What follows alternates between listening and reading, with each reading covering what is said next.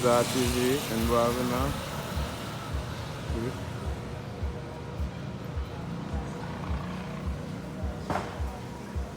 Noza TV, so not Montreal Bois now.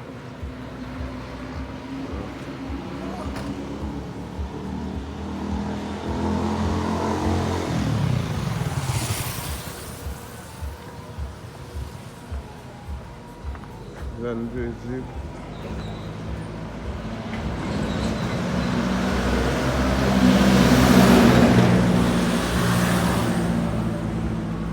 Noza TV.